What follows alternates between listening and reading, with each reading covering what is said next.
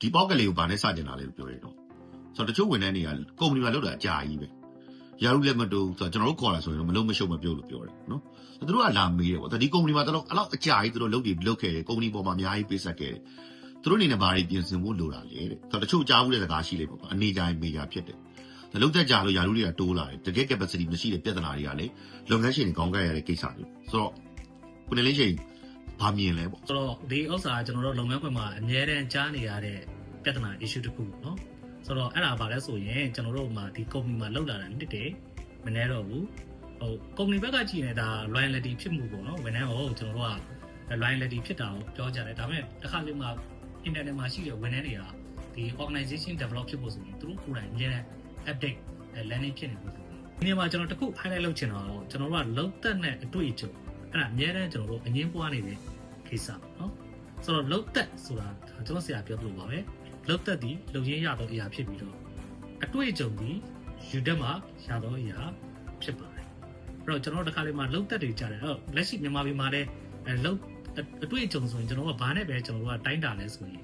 လုံသက်နဲ့ပဲကျွန်တော်တို့ကတိုင်းတာတယ်ပေါ့နော်ဆိုတော့တစ်ခါလေးမှာလုံသက်တော့များတယ်အတွေ့အကြုံတက်မလာဘူးဒါမျိုးဆိုရင်ကျွန်တော်တို့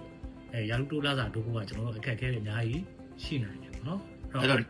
နှစ်တွေများလာပြီးတော့အတွေ့အကြုံတာများလာတယ်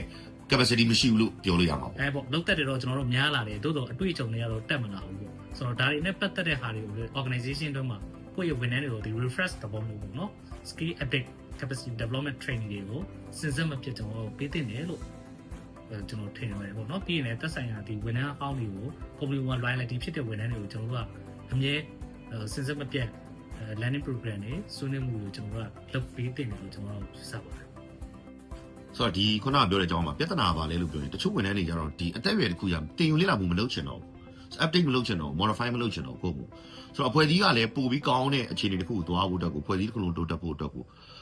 learning society ဖြစ်ဖို့လိုတယ်လို့ပြောတဲ့အခါမှာဆိုတော့အဲ့လိုပြဿနာမျိုးဆိုရင်ကောဘယ်လိုမျိုးကင်တွယ်ဖို့လိုမလဲပေါ့ဒါလေးလည်းသိချင်တာ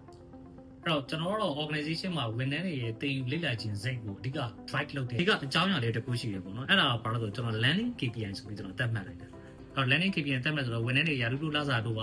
တစ်နှစ်ကို training hour နိုင်ဘယ်လောက်နော်မှနိုင်20တိမှရာထူးတိုးလာစာတို့ဖြစ်မှာဆိုရင်အဲ့တော့ကျွန်တော်တို့ဝန်ထမ်းတွေဒီမဖြစ်မနေလူဟောင်းလူတွေတော့အားလုံးက training hour နိုင်20မပြည့်အောင်ကျွန်တော်တို့ကတက်ကြတယ်အဲ့လိုတက်ရင်လည်းကျွန်တော်တို့ဒီ learning culture တစ်ခုကိုဖန်တီးပြီးတော့ဝန်ထမ်းတွေ skill ကို update ကျွန်တော်တို့ကdevelop ဖြစ်အောင်လုပ်သွားကြ